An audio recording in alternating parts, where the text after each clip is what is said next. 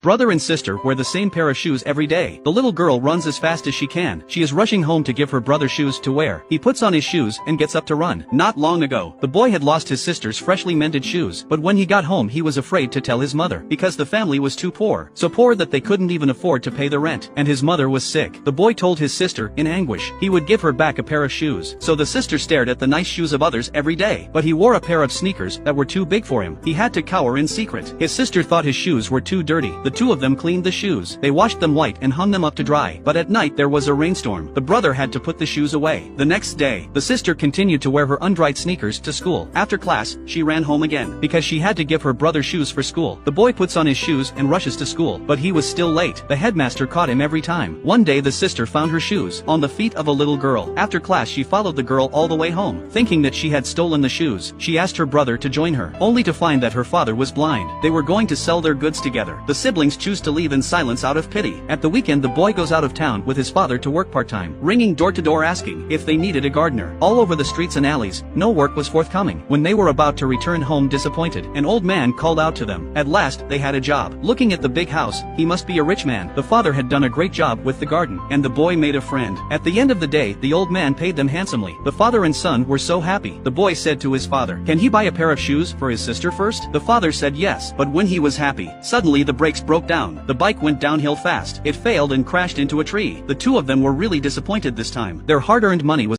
The little girl was running. Her shoe fell into a ditch. She kept running after them, because she couldn't lose her shoes. Luckily the sanitation worker picked them up. Back at home, she took off her soaked shoes. She threw them at her brother in anger, and said that she would never wear these bad shoes again, and said she would tell her mother that he had lost her shoes. Her brother scolded her for not being sensible, turned around and put on her soaking wet shoes, and ran off to school. But he was caught by the headmaster. The headmaster asked him what the reason was this time. The boy said he'd fallen into a ditch. The headmaster looked at his shoes. Then he pulls a pair of dry socks out of his pocket. "What is this?" The principal was furious. He had to be kicked out of school. Fortunately, the teacher saw that he was a serious student. He was forgiven after the teacher interceded on his behalf. The boy's grades were very good. The teacher gave him an automatic pencil. In such an environment, he was so happy to have a new pencil. The boy went home and gave it to his sister, and apologized to her. He would definitely give her another pair of new shoes. On this day, the school was looking for runners. The third prize was a pair of sneakers. The boy thought it would be a good way to make it up to his sister, so he approached his teacher to sign up, but he was told the competition was closed. With tears in his eyes, he pleaded again and again. The teacher gave him a chance. In the test, he shocked the teacher with his speed. He was running too fast. This was because he practiced every day in and out of class. He had practiced by changing shoes with his sister. The boy came home and happily told his sister, when he came third in the competition, he would be able to give her a pair of sneakers. On the day of the game he puts on his team uniform, lacing up his shoes. He's going to fight for third place.